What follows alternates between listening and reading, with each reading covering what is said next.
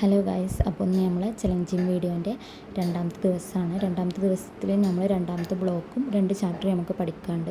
അതുകൊണ്ട് തന്നെ ഞാൻ നേരെ വൈകിട്ട് എണീച്ചത്. രാവിലെ 7 മണിക്കാണ് എണീച്ചത്.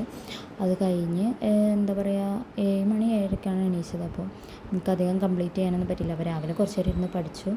അത് കഴിഞ്ഞിട്ട് ഞാൻ രാവിലെ ഒരു ചാപ്റ്റർ അങ്ങോട്ട് കംപ്ലീറ്റ് ആക്കി, ഒരു യൂണിറ്റ്.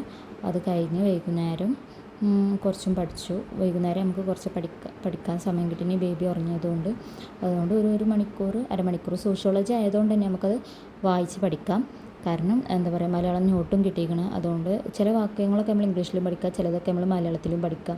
അങ്ങനെ ചെയ്താൽ മതി. അപ്പോൾ നമുക്ക് എളുപ്പമാവും. കാരണം ഇംഗ്ലീഷും അറിയാം, മലയാളം അറിയാൻ പറ്റുമല്ലോ. അങ്ങനെ നൈറ്റൊക്കെ ആയപ്പോൾ ഞങ്ങൾക്കൊന്ന് മദ്രസയിലൊരു പരിപാടി ഉണ്ടായിന്. അത് 7 തൊട്ട് 9 മണി 9-9:30 വരെ ഒക്കെ ഉണ്ടായിന് കേട്ടോ. അവിടെ നല്ല ചായയും ഒക്കെ കിട്ടിയതുകൊണ്ട് അങ്ങനെ സമയം പോയി തന്നെ അറിഞ്ഞില്ല. അത് കഴിഞ്ഞ് വീട്ടിലെത്തിയപ്പോൾ തന്നെ സമയം ഒരുപാടായിക്കണം. പിന്നെ എല്ലാ പരിപാടിയും കഴിഞ്ഞ് കുട്ടീനൊക്കെ ഉറക്കിയിട്ടാണ് അടുത്ത ശേഷം പഠിച്ചായിരുന്നത്. എത്രയ്ക്ക് നമ്മൾ ടയേർഡായാലും എനിക്കൊന്ന് ആ ചാപ്റ്റർ ആ യൂണിറ്റ് കംപ്ലീറ്റ് ചെയ്യണമെന്നുണ്ടായിരുന്നു, രണ്ടാമത്തെ യൂണിറ്റ്. കാരണം നമ്മൾ മാറ്റി വെച്ചത് പിറ്റേന്ന് നിങ്ങൾക്ക് അത് ലോഡാവും. അതുകൊണ്ട് തന്നെ എത്രയൊക്കെ റിസ്ക് എടുത്താലും ആ സമയം നമ്മൾ ചലഞ്ച് നമ്മൾ കംപ്ലീറ്റ് ചെയ്യുക. അല്ലെങ്കിൽ പിന്നെ നമ്മൾ ജസ്റ്റ് വായിച്ചാലും വിടും. എന്നാലേ നമുക്ക് പിന്നത്തെ റിവിഷൻ വരുമ്പോൾ നമുക്കതൊന്നും കൂടെ റിവിഷൻ ചെയ്താൽ മതി. അപ്പോൾ നമുക്ക് പഠിക്കാൻ സുഖമാവില്ല. അപ്പോൾ ഞാൻ കരുതി എന്തായാലും 11:30 പിന്നെ ഞാൻ പഠിച്ചായിരുന്നു. അപ്പോൾ ഞാൻ വിചാരിച്ചു എന്തായാലും നമ്മൾ പഠിച്ചിട്ട് വായിച്ചിട്ട് അത് കടന്നുറങ്ങാമെന്ന്. കാരണം പിന്നെ നമുക്ക് വേണമെങ്കിൽ രാവിലെ എണീച്ചൊന്ന് റിവേഴ്സ് ചെയ്താൽ മതി.